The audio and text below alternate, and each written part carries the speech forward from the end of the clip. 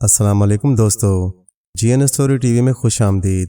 پیارے دوستو، ایک دفعہ کا ذکر ہے، عرب کے کسی ملک پر ایک سلطان حکومت کرتا تھا۔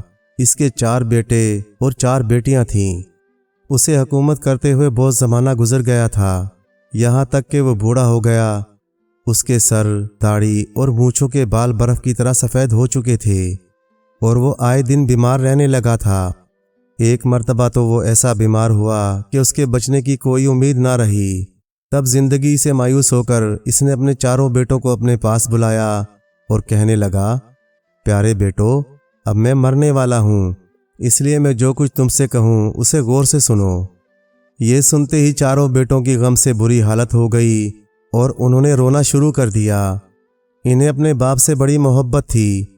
لڑکوں کو روتے دیکھ کر سلطان نے خاموش رہنے کی ہدایت کی اور بولا، عزیز بیٹو، جو دنیا میں آیا ہے اسے ایک نہ ایک دن جانا بھی ہے، یہی قدرت کا دستور ہے، لہٰذا تم رونے دھونے کے بجائے میری بات غور سے سنو اور اس پر عمل کرنے کا وعدہ کرو۔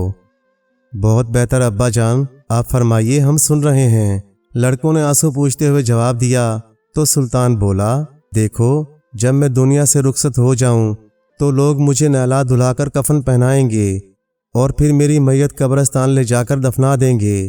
اس کے بعد مسلسل 3 راتوں تک تم میں سے جو کوئی بھی میری قبر پر پہرا دے گا وہی میرے تخت و تاج کا حقدار ہوگا۔ تم میں سے جو لڑکا سلطان بن جائے اس کے لیے میرا حکم یہ ہے کہ وہ اپنی بہنوں کی اچھی طرح دیکھ بھال کرے، کسی کو تکلیف نہ پہنچائے، اور جب وہ جوان ہو جائیں تو ان کی شادیاں کرے۔ لڑکیوں کی شادیاں کرنے کا طریقہ یہ ہے کہ جو کوئی بھی پہلی بار تمہارے پاس آ کر کسی لڑکی سے شادی کرنے کی خواہش ظاہر کرے، اس کے ساتھ اس لڑکی کی شادی کر دینا، خواہ آنے والا کوئی انسان ہو یا درندہ یا آسمان پر اڑنے والا پرندہ۔ وعدہ کرو کہ تم اپنے باپ کی اس وصیت پر سچے دل سے عمل کرو گے۔ 4 لڑکوں نے قسم کھا کر وعدہ کیا کہ وہ وصیت کو دل و جان سے پورا کرنے کی کوشش کریں گے، اگرچہ وہ سب دل ہی دل میں حیران تھے کہ اس عجیب و غریب وصیت کا آخر کیا مطلب ہے۔ انہوں نے بہت دماغ لڑایا لیکن کسی کی سمجھ میں کچھ نہ آ سکا۔ وہ سوچنے لگے کہ مرتے مرتے بوڑھے سلطان کے ہوش و حواس جاتے رہے، اس لیے اس نے ایسی بے معنی وصیت کر دی۔ لیکن انہوں نے اپنے باپ سے وعدہ کیا تھا کہ وہ اس وصیت پر عمل کریں گے، اس لیے جب سلطان مر گیا اور وہ اسے قبرستان میں دفن کر آئے تو پہلی رات میں سب سے بڑے بیٹے نے اس کی قبر پر پہرا دینے کا فیصلہ کیا۔ سورج غروب ہوتے ہی وہ باپ کی قبر پر پہنچ گیا۔ قبرستان میں بھیانک سناٹا تھا۔ جب اندھیرا زیادہ ہوا تو بڑی بڑی چمگادڑیں فضا میں پرواز کرنے لگیں، ان کی آنکھوں سے زرد رنگ کی چنگاریاں نکل رہی تھیں۔ بڑا بیٹا یہ دیکھ کر خوفزدہ ہوا اور اس کے لیے قبرستان میں ایک ایک پل کاٹنا دشوار ہو گیا۔ آدھی رات ہوتے ہی قبرستان سے بھیانک اور ڈراؤنی چیخیں بلند ہونے لگیں، جیسے بدروہیں چلا چلا کر رو رہی ہوں۔ یہ آوازیں ایسی ہولناک تھیں کہ بڑے بیٹے کا کلیجہ اچھل کر حلق میں آ گیا۔ اس کا بدن خوف سے تھر تھر کانپنے لگا اور صبح ہونے سے پہلے ہی وہ قبرستان سے بھاگ نکلا۔ اگلی رات دوسرا بیٹا اپنے باپ کی قبر پر پہرا دینے کے لیے گیا۔ اس نے بڑے بھائی کی زبانی سارا قصہ سن لیا تھا کہ کس طرح اسے بدروحوں نے ڈرایا تھا۔ وہ باپ کی قبر کے پاس مسلے بچھا کر نماز پڑھنے لگا، یہاں تک کہ آدھی رات ہو گئی۔ اچانک اس کے قریب سے ایک بھیانک چیخ بلند ہوئی اور سارے قبرستان میں پھیل گئی۔ وہ دہشت سے تھر تھرا گیا اور اٹھ کر قبرستان سے بھاگا۔ خوفناک چیخیں قبرستان کے دروازے تک اس کا پیچھا کرتی رہیں۔ تیسری رات تیسرا بیٹا قبرستان جانے کے لیے تیار ہوا۔ اس کا خیال تھا کہ دونوں بڑے بھائی ڈرپوک ہیں، بھلا یہ آوازیں اور چیخیں کسی کا کیا بگاڑ سکتی ہیں۔ وہ بہادری سے تمام رات سلطان کی قبر پر جاگتا رہا اور کوئی آواز سنائی نہ دی۔ وہ بہت خوش تھا کہ شیطانی روحیں اس سے ڈر کر ادھر نہیں آئیں، لیکن صبح ہونے میں ابھی کچھ دیر تھی کہ اسے اپنے ارد گرد ڈراؤنی شکلیں دکھائی دینے لگیں۔ ان کے چہرے کالے تھے، لمبے لمبے دانت منہ سے باہر نکلے ہوئے تھے۔ ان کالی بلاؤں نے اسے ہر طرف سے گھیرنا چاہا۔ پھر اچانک انہوں نے مکروہ آوازوں میں کہکے لگا کر کہا، پکڑ لو اس نوجوان کو اور اس کی تکہ بوٹی کر کے ہڑپ کر جاؤ، پکڑ لو، جانے نہ پائے یہ۔ تیسرے بیٹے نے یہ تماشا دیکھا تو خوف سے اس کا خون رگوں میں جمنے لگا۔ اس نے آؤ دیکھا نہ تاؤ، سر پر پاؤں رکھ کر وہاں سے بھاگ نکلا اور محل میں جا کر دم لیا۔ وہ دیر تک اپنا پھولا ہوا سانس ٹھیک کرتا رہا، اوپر تلے پانی کے کئی پیالے پی گیا، تب کچھ اس کی جان میں جان آئی۔ چوتھی رات سب سے چھوٹا بیٹا قبرستان جانے کے لیے تیار ہوا۔ اس کا نام احمد تھا اور وہ اپنے تینوں بھائیوں سے زیادہ عقل مند، ہوشیار اور نیک تھا۔ اس نے اپنی تلوار کمر سے باندھی اور قبرستان میں جا پہنچا۔ بڑے بھائیوں نے اس کا مذاق اڑایا اور بولے، جو کام ہم سے نہیں ہو سکا وہ احمد کیا کرے گا؟ کیا یہ ہم سے زیادہ بہادر ہے؟ دیکھ لینا، ابھی خوف سے لرزتا کانپتا بھاگا چلا آئے گا۔ رات بھر احمد باپ کی قبر پر جاگتا رہا۔ ننگی تلوار اس کے ہاتھ میں تھی۔ اس نے سن رکھا تھا کہ تلوار کے سامنے بڑے بڑے خبیث جن اور بھوت بھاگنے لگتے ہیں۔ رات بھیگتی رہی، ستارے آہستہ آہستہ مغرب کی طرف جھکتے رہے۔ کوئی ڈراؤنی آواز سنائی نہ دی، ہر طرف گہرا سناٹا تھا۔ جب مشرقی افق کی جانب سے روشنی کی سنہری لکیر نمودار ہو رہی تھی کہ اچانک اس نے قبرستان کی دیواروں کے قریب ایک خوفناک دیو کو کھڑے دیکھا۔ اس کا چہرہ بڑا بھیانک تھا اور آنکھوں سے شعلے اٹھ رہے تھے۔ اس نے وہیں سے اپنے بازو پھیلائے۔ یہ بازو احمد کو پکڑنے کے لیے بڑھنے شروع ہوئے اور بڑھتے بڑھتے بہت نزدیک آ گئے۔ احمد نے دیکھا اس کے ہاتھ کسی درندے کے پنجوں کی طرح مڑے ہوئے تھے اور ان پر لمبے لمبے نوکیلے ناخن تھے۔ احمد نے اطمینان سے تلوار کا ہاتھ مارا۔ دیو کا ایک پنجہ کٹ کر نیچے گرا۔ پنجہ کٹتے ہی اس نے خوفناک چیخ ماری اور غائب ہو گیا۔ احمد نے اس کا کٹا ہوا پنجہ اٹھا کر اپنے کرتے کی جیب میں رکھ لیا۔ اتنے میں صبح ہو گئی۔ وہ قبرستان سے نکل کر محل میں واپس آ گیا۔ دوسری رات وہ پھر قبرستان میں گیا اور باپ کی قبر کے پاس بیٹھ گیا۔ آج بھی تلوار اس کے ہاتھ میں تھی۔ ساری رات اسے کوئی بدرو دکھائی نہ دی اور نہ ہی اس نے کوئی بھیانک چیخ سنی۔ لیکن صبح کے وقت اچانک ایک اور ڈراؤنا شکل کا جن زمین کا سینہ پھاڑ کر باہر نکلا۔ اس کے دانت شارک مچھلی کی طرح لمبے اور تلوار کی مانند تیز تھے اور چہرہ ایسا خوفناک کہ احمد کی جگہ کوئی اور ہوتا تو ڈر کے مارے وہیں اس کا دم نکل جاتا۔ احمد نے اللہ کا نام لے کر تلوار ماری اور جن کی گردن اڑا دی۔ گردن کٹتے ہی وہ دھڑام سے گرا۔ احمد نے آگے بڑھ کر اس کے دونوں کان کاٹ لیے اور کان کٹتے ہی جن کا دھڑ اپنے آپ ہی راکھ کے ڈھیر میں تبدیل ہو گیا۔ احمد نے اس کے کٹے ہوئے کان جیب میں رکھ لیے اور قبرستان سے نکل کر محل میں واپس آ گیا۔ سارا دن وہ آرام سے سویا رہا اور سورج غروب ہونے سے تھوڑی دیر پہلے جاگا، نہا دھو کر کھانا کھایا اور تلوار سنبھال کر قبرستان کی جانب روانہ ہو گیا۔ یہ تیسری اور آخری رات تھی جو وہ اپنے باپ کی وصیت پوری کرنے کے لیے اس کی قبر کے پاس جا کر گزارنی تھی۔ احمد ہر خطرے کا مقابلہ کرنے کے لیے تیار تھا اور تھوڑی تھوڑی دیر بعد آس پاس کا جائزہ لیتا تھا۔ آدھی رات تک تو کوئی خاص واقعہ پیش نہ آیا، لیکن جو ہی اس کے کان میں آدھی رات کے گجر بجنے کی آواز آئی وہ ہوشیار ہو گیا۔ اچانک اسے ایسا محسوس ہوا کہ قبرستان میں بہت سے لوگ چل پھر رہے ہیں۔ وہ ان کے سائے تو دیکھ رہا تھا مگر ان کی صورت دکھائی نہ دیتی تھی۔ تھوڑی دیر بعد وہ آہستہ آہستہ آوازیں سنائی دینے لگیں جیسے بہت سی بلیاں رو رہی ہوں اور کتے گھرا رہے ہوں۔ احمد نے ان آوازوں اور سائیوں کی طرف کوئی دھیان نہ دیا۔ وہ جانتا تھا کہ یہ سب شیطانی حرکتیں اسے ڈرا کر قبرستان سے بھگا دینے کے لیے ہو رہی ہیں۔ غرض وہ اپنی جگہ جمع رہا۔ رفتہ رفتہ یہ آوازیں خوفناک چیخوں میں بدل گئیں، پھر آگ کی بنی ہوئی شکلیں قبرستان میں پھیل گئیں۔ ان کے ہاتھوں میں آگ کی تلواریں تھیں اور وہ چیختی چلاتی احمد کی طرف بڑھ رہی تھیں۔ ان کی تعداد ہزاروں کے لگ بھگ تھی۔ ایک لمحے کے لیے احمد گھبرا گیا، لیکن پھر اس نے قرآن پاک کی آیتیں پڑھ کر اپنے اوپر دم کر لیں اور تلوار پکڑ کر ان حرکت کرتے ہوئے بتوں کی جانب لپکا۔ اس کا لپکنا تھا کہ یہ بت خود بخود غائب ہو گئے، پھر وہ ڈراؤنی آوازیں بھی تھم گئیں۔ احمد دوبارہ اپنے باپ کی قبر کے پاس بیٹھ گیا۔ صبح ہونے تک کوئی واقعہ پیش نہ آیا۔ ابھی سورج کی پہلی کرن نے آسمان کے مشرقی کنارے سے جھانکا ہی تھا کہ ایک بہت بڑا جن نمودار ہوا۔ اس کے بدن پر لمبے لمبے سیاہ بال تھے اور چہرے پر بڑی بڑی آنکھیں۔ اس نے اپنا تباک سا منہ کھول کر احمد کو نکلنے کا ارادہ کیا ہی تھا کہ احمد نے پھرتی سے تلوار ماری، جن کی گردن کٹ کر زمین پر گری۔ احمد نے اس کی بڑی سی ناک کاٹ کر جیب میں رکھ لی۔ ناک کٹتے ہی جن کا دھڑ آگ میں جل کر راکھ ہو گیا۔ احمد خوشی خوشی محل میں واپس آیا۔ چونکہ اس نے اپنے باپ کی وصیت پوری کر دی تھی، اس لیے اسے شاہی لباس پہنا کر تخت پر بٹھا دیا گیا۔ تمام درباریوں نے نذرانے پیش کیے، شاعروں نے اس کی تعریف میں قصیدے پڑھے۔ احمد نے ان سب کو اپنی حیثیت کے مطابق انعام و کرام دیا۔ اس کے بڑے بھائیوں نے بھی اسے ملک کا سلطان مان لیا اور اس کی اطاعت قبول کر لی۔ احمد کو سلطان بنے کئی مہینے گزر گئے، پھر کئی برس بیت گئے۔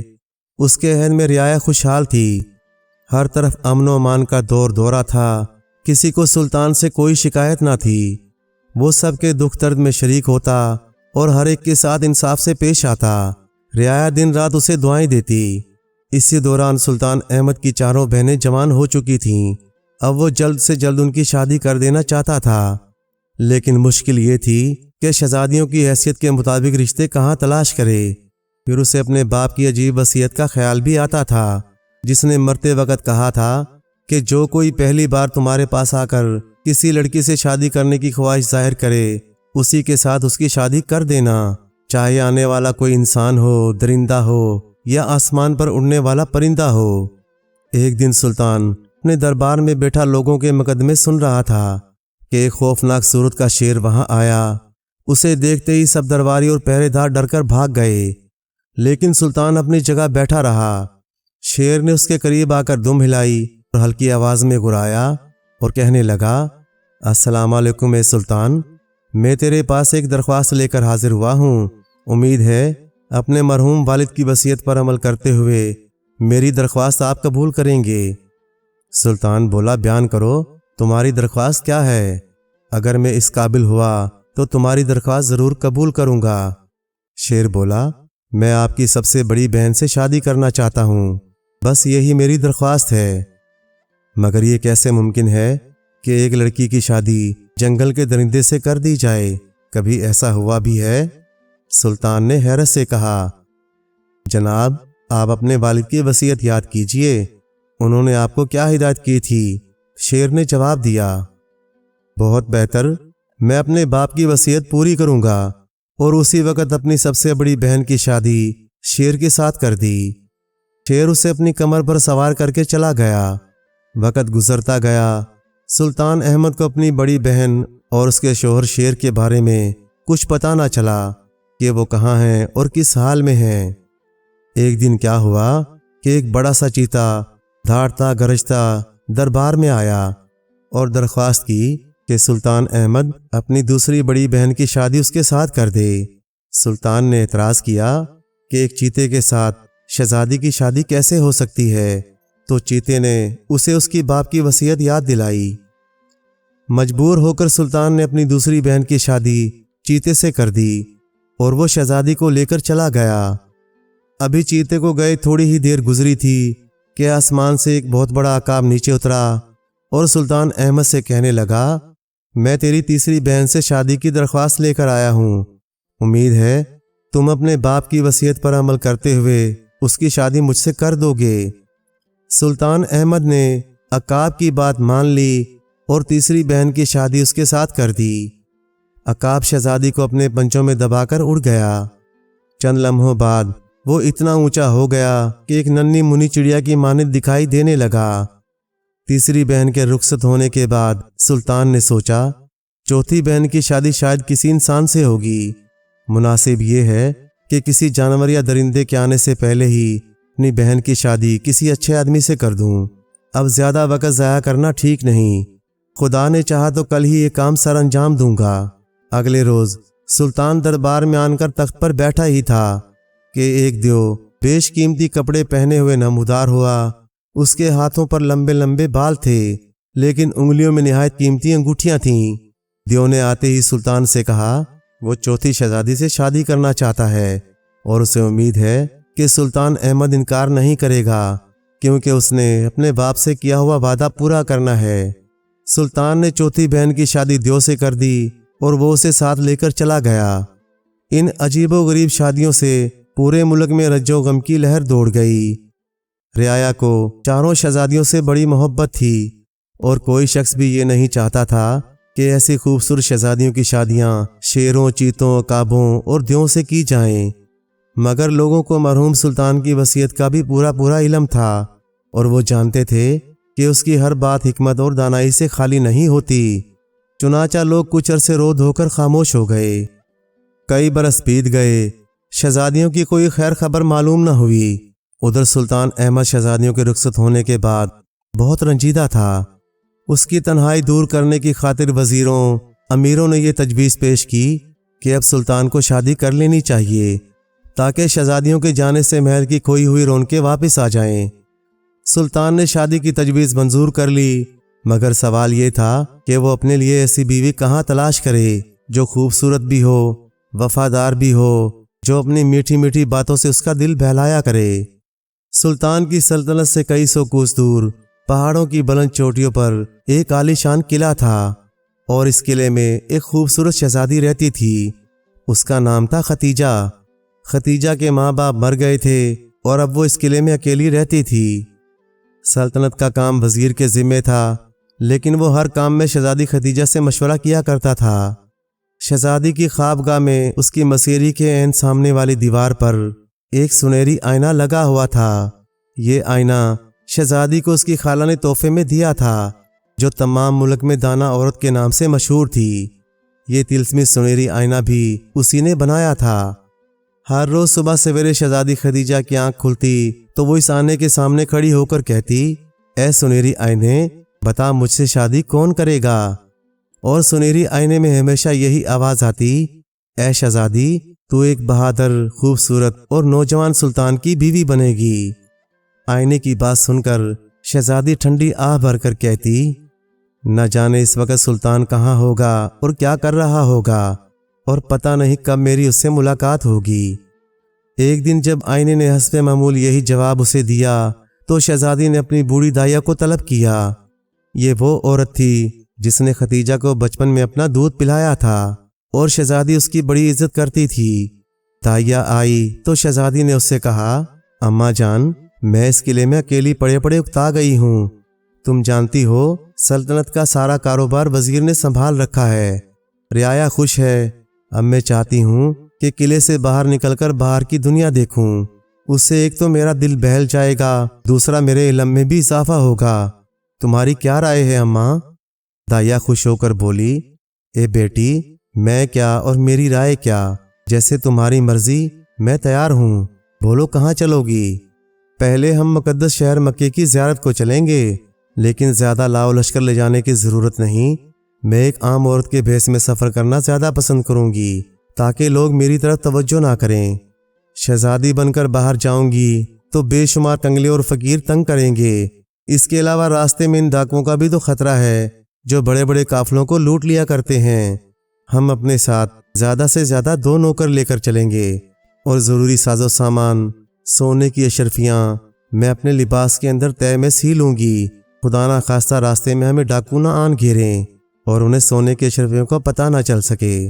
غرض شہزادی ختیجہ اپنے قلعے سے نکل کر مکے کے سفر پر روانہ ہو گئی۔ اسے دیکھ کر کوئی یہ نہیں کہہ سکتا تھا کہ وہ کوئی شہزادی ہے، اور اس کے سیدھے سادے لباس میں بہت سی سونے کی اشرفیاں سلی ہوئی تھیں۔ ادھر شہزادی کا چھوٹا سا قافلہ قلعے سے نکل کر مکے جانے والے راہ پر آیا۔ ادھر سلطان احمد کا دربار میں بیٹھے بیٹھے جی گھبرایا۔ اس نے سوچا سیر و سیاحت کے لیے جانا چاہیے، بہت دن ہو گئے، محل سے باہر نکلنے کا موقع نہیں ملتا۔ چنانچہ اس نے اپنے ایک رازدار وزیر کو ساتھ لیا۔ وہ گھوڑوں پر سوار ہو کر محل سے باہر نکلے۔ اتفاق سے سلطان اور اس کا وزیر اسی راستے پر آ گئے جہاں سے شہزادی ختیجہ کا چھوٹا سا قافلہ گزر رہا تھا۔ شہزادی کے نوکروں نے سلطان کو بتایا کہ ہم مکے کی زیارت کے لیے جا رہے ہیں۔ یہ سن کر سلطان بہت خوش ہوا۔ اس نے وزیر سے کہا، کیوں نہ ہم بھی مکے کی زیارت کو چلیں اور اس قافلے میں شامل ہو جائیں۔ سنا ہے راستے میں ڈاکو لٹیرے بھی ہوتے ہیں، ایسا نہ ہو ان بیچاری عورتوں کو وہ تنگ کریں۔ اگر ایسا ہوا تو ہم ان کی حفاظت کر سکیں گے۔ وزیر نے جواب دیا کہ یہ بہت اچھا خیال ہے، ہمیں ان عورتوں کی حفاظت کرنی چاہیے۔ غرض یہ دونوں بھی اسی قافلے میں شامل ہو گئے اور اپنے آپ کو تاجر ظاہر کیا۔ انہوں نے شہزادی ختیجہ کو بتایا کہ وہ اکثر مکے مدینے کا سفر کرتے رہتے ہیں اور ان راستوں سے اچھی طرح واقف ہیں۔ شہزادی ختیجہ نے انہیں بڑی خوشی سے اپنے ساتھ سفر کرنے کی اجازت دے دی، اور یوں راستہ طے ہونے لگا۔ ابھی تک سلطان احمد اور اس کا وزیر شہزادی خدیجہ کی صورت دیکھنے نہ پائے تھے، کیونکہ اس نے اپنا چہرہ سیاہ نقاب میں چھپا رکھا تھا۔ البتہ شہزادی نے سلطان احمد کو اچھی طرح دیکھا اور اسے یہ شریف نوجوان بہت اچھا لگا۔ رات دن فاصلہ طے کرتے ہوئے آخر وہ مکہ معظمہ پہنچ گئے۔ انہوں نے ایک سرائے میں اپنا سامان رکھا اور پھر خانہ کعبہ کی زیارت کے لیے گئے۔ وہاں بے شمار لوگ کعبے کا طواف کر رہے تھے۔ کعبے کی زیارت کے بعد جب یہ لوگ واپس سرائے میں آئے تو اتفاق سے سلطان احمد نے شہزادی خدیجہ کی ایک جھلک دیکھ لی۔ اس نے دل میں کہا، یہ چہرہ تو کسی شہزادی کا ہی ہو سکتا ہے، میں تو اسی لڑکی سے شادی کروں گا۔ لیکن کچھ خبر نہیں کہ وہ کون ہے اور اس کی شادی ہو چکی ہے یا نہیں۔ رات ہوئی تو اس نے وزیر سے اپنے اس خیال کا اظہار کیا۔ وزیر کہنے لگا، حضور یہ کون سی بڑی بات ہے، وہ ایک عام عورت ہے، جب اسے پتہ چلے گا کہ آپ ایک معمولی سوداگر نہیں سلطان احمد ہیں تو وہ خوشی سے آپ کے ساتھ شادی کرنے کے لیے تیار ہو جائے گی۔ بہرحال تم اس کے بارے میں عطا پتہ کرو کہ وہ کون ہے اور اس کے کیا ارادے ہیں۔ میری رائے میں اس کی بوڑھی دائیا سے سارا حال دریافت کرو اور پھر مجھے بتلاؤ کہ اس نے کیا کہا۔ آپ کے حکم کی تعمیل کی جائے گی عالی جا۔ وزیر نے گردن جھکا کر کہا اور اگلے روز صبح بوڑھی دائیا کے پاس جا پہنچا۔ سلام اماں جان، مزاج تو اچھے ہیں آپ کے، کوئی خدمت میرے لائق ہو تو بیان فرمائیے، میں اور میرا ساتھی ہر طرح سے آپ کی خدمت بجانے کے لیے تیار ہیں۔ وزیر نے دائیا سے کہا۔ بوڑھی دائیا نے اسے دعائیں دی اور اپنے پاس بٹھا لیا۔ پھر دونوں میں باتیں ہونے لگیں۔ آخر وزیر نے اسے شہزادی خدیجہ کے بارے میں سب کچھ معلوم کر ہی لیا۔ پھر وہ دائیا سے اجازت لے کر سلطان احمد کے پاس آیا اور بولا، لیجئے حضور مبارک ہو، میں نے اسی خاتون کے بارے میں اس کی دائیا سے باتیں معلوم کر لی ہیں۔ اس کا نام شہزادی خدیجہ ہے اور وہ بھی ایک سلطنت کی مالک ہے۔ اس کی خوابگاہ میں ایک سنہری آئینہ لگا ہوا ہے جو اس کو ہر روز یہ بتاتا ہے کہ اس کی شادی ایک سلطان سے ہوگی۔ انشاءاللہ انشاءاللہ، سلطان نے خوش ہو کر کہا۔ پھر اس نے سوچا کہ اس معاملے پر اسے خود شہزادی سے بات کرنی چاہیے۔ وہ موقع کی تلاش میں رہا مگر یہ موقع اسے نہ مل سکا، کیونکہ شہزادی کی حفاظت ہر وقت اس کے ملازم کرتے تھے اور بوڑھی دائیا بھی اس کے قریب ہی بیٹھی رہتی تھی۔ کچھ دن بعد ان کا قافلہ مکے سے نکل شہر طائف کی طرف روانہ ہوا، جہاں ٹھنڈے پانی کے چشمے اور کھجوروں کے درخت تھے۔ سارا علاقہ نہایت خوبصورت اور سرسبز تھا۔ ابھی وہ راستے میں ہی تھے کہ ایک رات زبردست طوفان آیا۔ بجلی کی کڑک اور بادل کی گرج سے دل دہل جاتے تھے۔ ہر طرف گپ اندھیرا تھا، کبھی کبھی بجلی چمکتی تو کچھ دکھائی دے جاتا تھا۔ پھر موسلادھار بارش اور ہوا کا ایسا بے پناہ زور کہ ان کے خیموں کی تنابیں اکھڑ گئیں۔ تمام کپڑے اور سامان پانی میں بھیگ گیا۔ صحرا میں ان کے لیے پناہ لینے اور طوفان سے بچنے کی کوئی جگہ نہ تھی اور ہوا ہر لمحہ تیز ہوتی جا رہی تھی۔ سلطان اور وزیر کے گھوڑے بھی رسیاں توڑا کر بھاگ گئے اور شہزادی خدیجہ کا اونٹ اور نوکروں کی سواری کے گدھے بھی ڈر کر فرار ہو گئے۔ بوڑھی دائیا نے اس مصیبت سے گھبرا کر دھاڑے مار مار کر رونا شروع کر دیا۔ شہزادی خدیجہ اسے دلاسے دے رہی تھی کہ اماں جان حوصلہ رکھو، خدا ہمارا نگہبان اور محافظ ہے، وہ ضرور ہماری مدد کرے گا۔ مگر بیٹی یہ تو سوچو کہ اس بے سر و سامانی میں ہمارا کیا حشر ہوگا۔ کیا خدا آسمان سے ہمارے لیے سواری کے لیے اونٹ بھیجے گا؟ اور اگر راستے میں ڈاکو آن پڑے تو پھر کیا ہوگا؟ وہ تو ہمیں اور ہمارے نوکروں کو لونڈیا غلام بنا کر لے جائیں گے اور کسی کے ہاتھ بیچ ڈالیں گے۔ یہ کہہ کر بڑھیا نے پھر رونا شروع کر دیا۔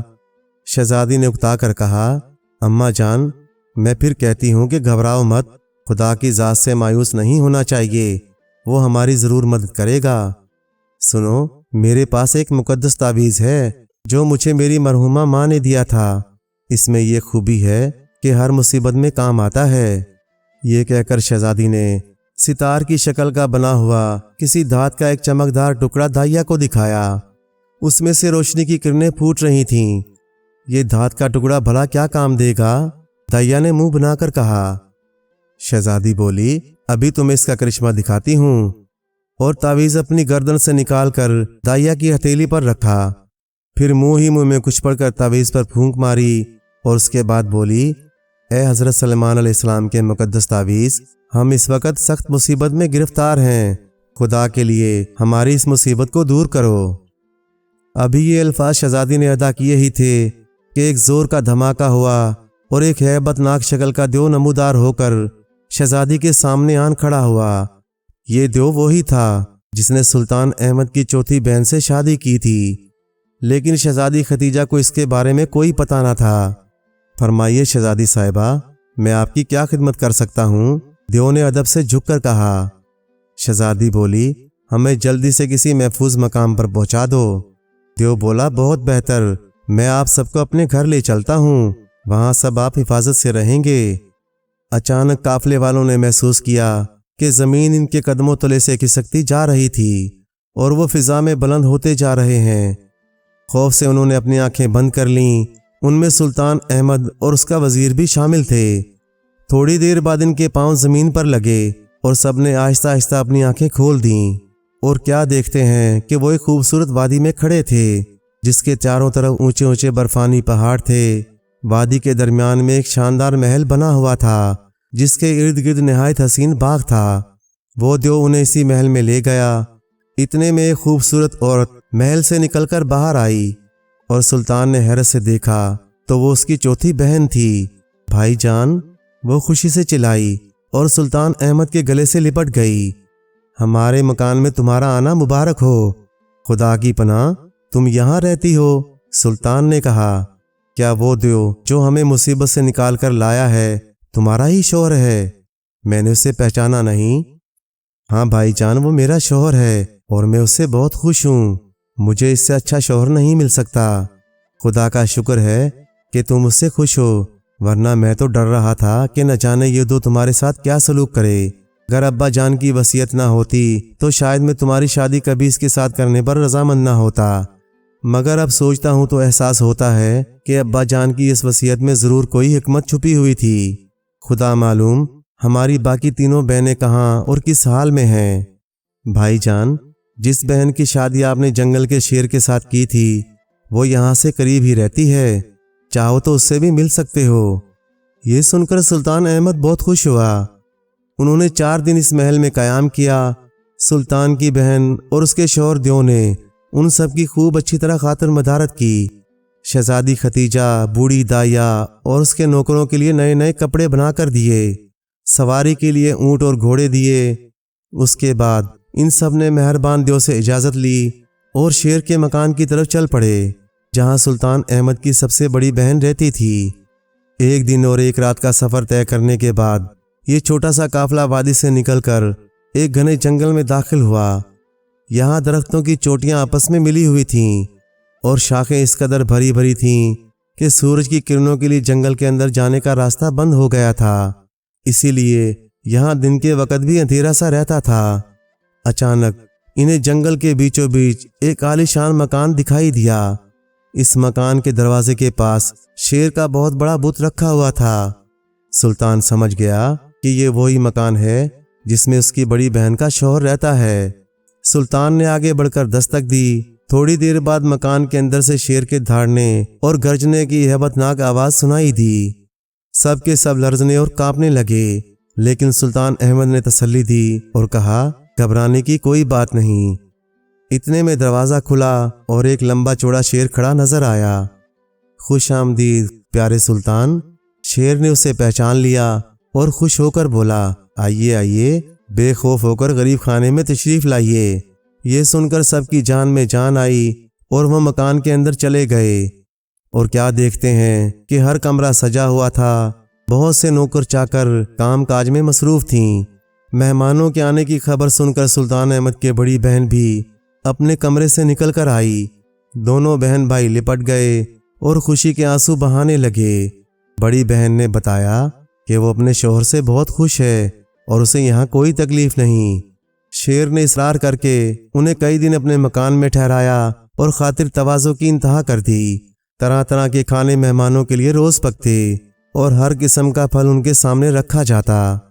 ایک دن سلطان احمد نے اپنی بہن سے ذکر کیا کہ وہ شہزادی ختیجہ سے شادی کرنا چاہتا ہے، کیا اس معاملے میں تم کوئی میری مدد کر سکتی ہو؟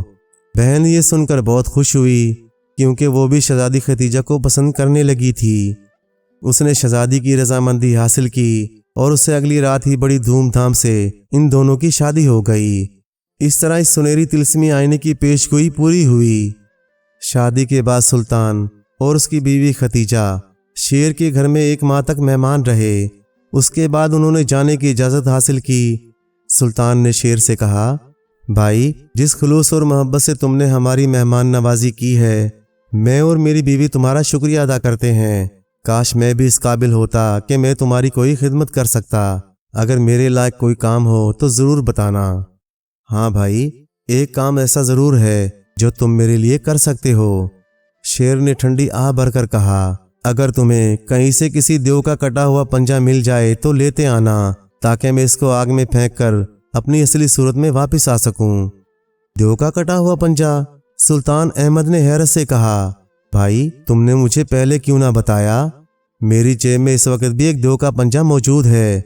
इसको मैंने कब्रिस्तान में हलाक किया था, जहां मेरे बाप की कब्र है। मुझे मालूम था कि देव के पंजे जादू का तोड़ करने में काम आते हैं।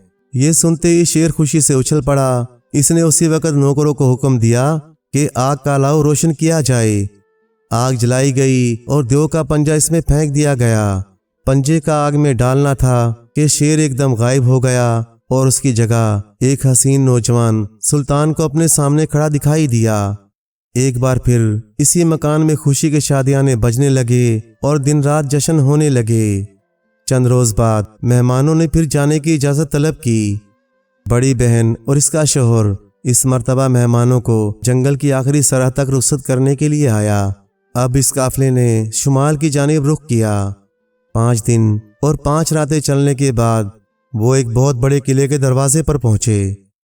सुल्तान अहमद ने दरवाजे पर दस्तक दी। एक चौकीदार ने दरवाज़ा खोला और पूछा, क्या काम है? सुल्तान बोला, हम मुसाफिर हैं, चंद दिन इस किले में ठहरने के इरादे से इधर आए हैं।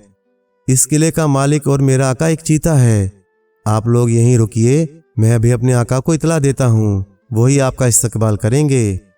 इस किले का मालिक एक चीता है। सुल्तान ने अपनी बीवी शहजादी खदीजा से कहा, हो सकता है ये वही चीता हो जिससे मेरी दूसरी बहन की शादी हुई थी।